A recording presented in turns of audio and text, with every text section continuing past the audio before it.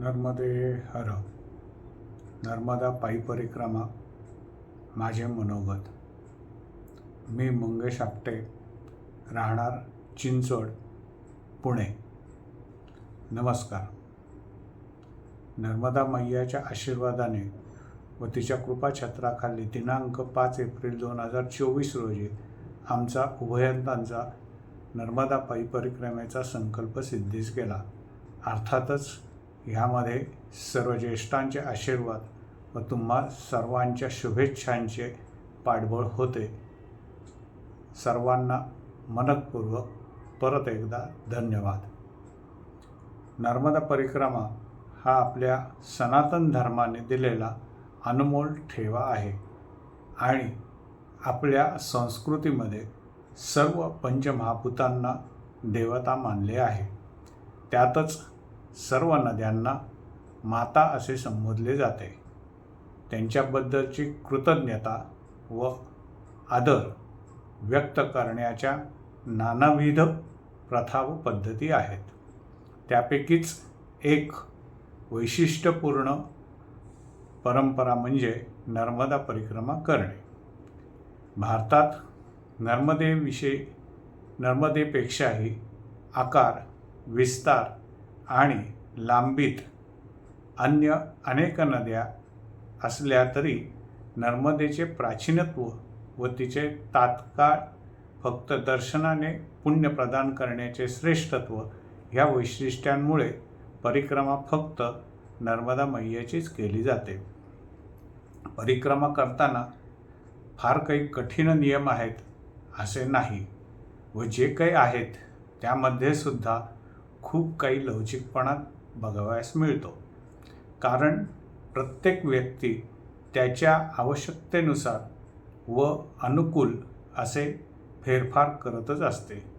त्यासाठी आपली सतसत विवेकबुद्धी जागृत ठेवून व इतरांना आपल्यापासून त्रास होणार नाही याची कटाक्षाने काळजी घेतल्यास काहीच अडचण येण्याची शक्यता नसते. मैयाची परिक्रमा कुणीही करावी.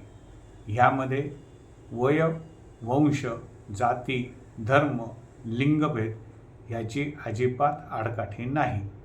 काही प्रमाणात मार्गदर्शक म्हणून दुसऱ्यांचे अनुभव वाचून ऐकून उमगले तरी खरे आत्मिक समाधान, अनुभूती आणि तेथील सर्व प्रकारचे ज्ञानभंडार जाणून घेण्याची किल्ली ही प्रत्येकाकडेच असते.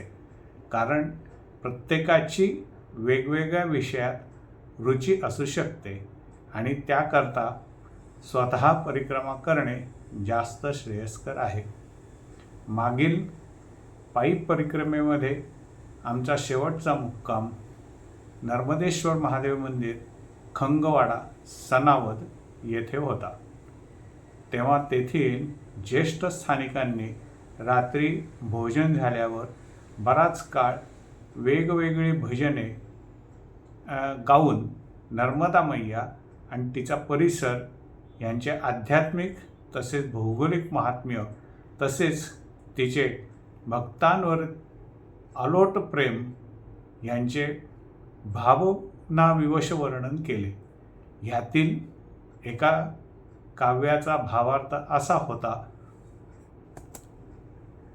नर्मदाखंड हे एक प्रेमनगर असून ह्या प्रेमनगरात एकदा जो कोणी प्रवेश करतो तो इथेच मानसिक अथवा शारीरिकरित्या गुंतून राहतो आणि परत परत वेगवेगळ्या कारणाने इथे येत राहतो. वेगवेगळ्या परिक्रमावासींचे अनुभव ऐकल्यानंतर याची खरोखरच प्रचिती येते. एखादा प्रियकर प्रेयसीला भेटण्याकरता वेगवेगळी कारणे सांगून तिच्या गल्लीत चक्रा मारत असतो. तसेच मैया भक्ताला काहीही कारण मिळाले की लगेच नर्मदा तटावर जाण्याची घाई होते.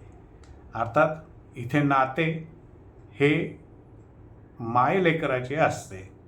प्रत्येक परिक्रमावासी अगदी रोजच्या रोज तिच्या काठावरती बसून षोडशोपचारे पूजन करत नसला तरी प्रत्येक क्षण तिचेच चिंतन व विचार करून मानसपूजा करतच असतो. म्हणूनच सौ माधवीने पायी परिक्रमेची इच्छा प्रकट करताच लगेच होकार दिला. असो, आम्ही ही परिक्रमा आमची शारीरिक, मानसिक, बौद्धिक अथवा आध्यात्मिक क्षमता सिद्ध करण्याकरता गेलो नव्हतो. निरपेक्ष भावनेने केलेली ती एक अंतरयात्रा होती. प्रत्येक परिक्रमावासीला पहिला प्रश्न विचारला जातो तो म्हणजे अनुभव काय. खरं सांगायचं तर मी कुठल्याही व्यावहारिक किंवा आध्यात्मिक पातळीवरचे अनुभव मिळावेत ह्या उद्देशाने गेलो नव्हतो. मला फक्त एखादे बालक आईच्या कुशीत स्वर्गीय निराकस आनंदाचा अनुभव घेत असते तशाच अलौकिक आनंदाची अपेक्षा ठेवून गेलो होतो व तो नर्मदा मैयाने मला दिलासुद्धा. मागील अनुभव लक्षात घेऊन ह्या वेळेला 2-3 निर्णय मी पक्के केले होते. त्यातीलच एक म्हणजे आश्रमातील गर्दी टाळणे. तसेच नुकताच पूर येऊन गेल्यामुळे तेथील आश्रमांचे बरेच ठिकाणी नुकसान झाले होते आणि लगेचच परिक्रमा चालू होणार होती. त्यामुळे त्यांना सावरण्यास थोडा अवधी मिळावा आणि त्यांच्यावरचा आपल्या परीने ताण कमी करावा ह्या हेतूने मी उत्तर तटावरून परिक्रमा उचलण्याचे ठरवले होते. अनेकांकडून विचारणा होऊन सुद्धा दोघांच्या व्यतिरिक्त शक्यतो कोणालाही बरोबर घ्यावयाचे नाही असे ठरवले. अर्थात मैयाची इच्छा वेगळीच असते याचा प्रत्यय तिथे गेल्यावर लगेचच आला. वेळ वाचावा म्हणून इंदोरऐवजी खांडव्यावरून जायचे ठरवले, पण हाही निर्णय सफल झाला नाही. मागील परिक्रमेच्या रोजनिशीमध्ये नर्मदा परिक्रमेचे आध्यात्मिक महत्त्व, तिचे भौगोलिक स्थान, नर्मदा तट परिसराविषयी, तेथील ऋतू आणि आप्तेष्टांकडून विचारल्या जाणाऱ्या सर्वसाधारण प्रश्नांची उत्तरे व काही अनुभव नमूद केले होते. त्याची पुनरावृत्ती येथे टाळत आहे. व्यावहारिक जगातले अनुभव मागील परिक्रमेमध्ये घेतलेलेच होते, त्यामुळे त्याचे मला एवढे अप्रूप नव्हते आणि आध्यात्मिक अनुभव मिळवण्याकरता आपली पात्रता नाही हे मी पूर्णपणे जाणून आहे. मागील परिक्रमेमध्ये न दिसलेले मैयाचे वाहन मगर ह्या वेळेस दिसावे ही अपेक्षा होती. ती इच्छा मैयाने 2-3 वेळा दर्शन देऊन पूर्ण केली. त्या व्यतिरिक्त 2-3 वेळा नागाचे दर्शन महाशिवरात्र आणि एकादशीला झाले. तसेच गरुडाचेही दर्शन झाले. यावेळेस दिनांक, वेळ, किलोमीटर आणि मार्गावरील गावे यांच्या व्यतिरिक्त मी काहीही नोंदी ठेवल्या नाहीत. त्यामुळे लिखित स्वरूपात माझ्याकडे काहीही अनुभव नाहीत. मागील अनुभव लक्षात घेऊन आम्ही खेडीघाट म्हणजेच नावघाट, बडवाह उत्तर तटावरून ओंकारेश्वरच्या समोर परिक्रमा उचलली होती व त्याचे फायदे नक्कीच झाले. एक म्हणजे सपत्नीक असल्यामुळे कुठल्याही आश्रमात भोजन प्रसादीची आबाळ झाली नाही. तसेच तिथे सेवा मिळताना सुद्धा थोडीशी वेगळी वागणूक मिळत असे. ही बऱ्याच वेळा दिवसाचे शेवटचे काही किलोमीटर कुणाच्या तरी वाहनाने पुढच्या आश्रमात जावायची आणि जाताना माझी पण सॅक घेऊन जायची. त्यामुळे आश्रमात योग्य ठिकाणी आसन लावता यायचे व मी पण वेगाने तेवढे अंतर पार करू शकत असे. 1-2 अपवाद सोडता कुठेही आश्रमात गर्दी मिळाली नाही. त्यामुळे शांतपणे आपली नित्यकर्म करणे सोयीचे झाले. 3 तेथील महंत, स्वामी, ज्येष्ठ परिक्रमावासी यांच्याशी वैयक्तिक पातळीवरती संवाद साधून सत्संगाचा अनुभव घेता आला. तसेच त्यांचे परिक्रमा आणि परिक्रमावासी यांच्या संदर्भातील विचार व मिळालेले मार्गदर्शन पण अतिशय महत्त्वपूर्ण होते. 4. मागील परिक्रमेत राहिलेल्या विविध तीर्थस्थानांची दर्शने झाली.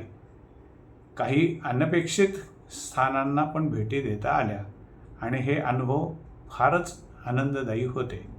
काही स्थाने ही थेट परिक्रमा मार्गावर नव्हती, म्हणून त्या ठिकाणी थोडीशी स्वतःला सूट घेऊन वाहनाने जाऊन आलो.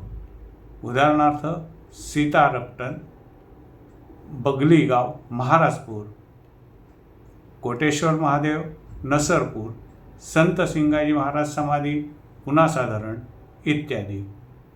एक छान अनुभव. मागच्या वेळेस परिक्रमा मार्गावरील हापेश्वर महादेवाचे दर्शन झाले नव्हते, ते यावेळेस झाले.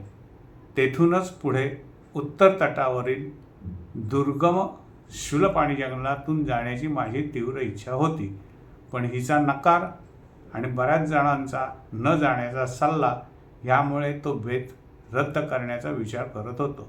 पण मैयाने आमच्या दोघांचीही सोय बघितली आणि संध्याकाळी एक वाशिमचा 14-15 जणांचा ग्रुप आला. त्यातील 9-10 जण त्याच मार्गाने चालत जाणार होते व बाकीचे गाडीने पुढील मुक्कामाला पोहोचणार होते. त्यामुळे आमच्या दोघांच्याही इच्छा अशा तऱ्हेने मैयाने पूर्ण केल्या. येथील अजून एक अनुभव म्हणजे हापेश्वर येथील प्राचीन स्थान धरणाच्या पाणलोट क्षेत्रात गेले आहे, पण ते बोटीने जाऊन बघता येते म्हणून आम्ही दोघे 1.5-2 किलोमीटर उन्हाचे चालत किनाऱ्यापर्यंत गेलो. पण नुकतीच बोट जाऊन आली होती आणि परत 10-15 माणसे जमा होईपर्यंत बोट सुटणार नव्हती. त्यामुळे तेथेच थांबलो. थोड्या वेळाने 7-8 जणांचे एक कुटुंब आले. त्यांना आम्ही आमची वर्गणी देण्याची तयारी दाखवूनसुद्धा त्यांनी स्पष्टपणे त्यांच्याबरोबर नावेतून नेण्यासाठी नकार दिला. शेवट थोड्या वेळ थांबून परत आश्रमात आलो. तेथे एका ज्येष्ठ परिक्रमावासीशी बोलणे झाले असता त्यांनी जे झाले ते उत्तम झाले, कारण त्या स्थितीमध्ये आमची परिक्रमा भंग झाली असती असे सांगितले. त्यामुळे नर्मदा मैयावरचा विश्वास अजूनच वाढला, कारण ती सतत तुम्हाला योग्य मार्गावरती ठेवत असते, हे याचे खास उदाहरण आहे. असो, नर्मदे हर, नर्मदे हर, नर्मदे हर.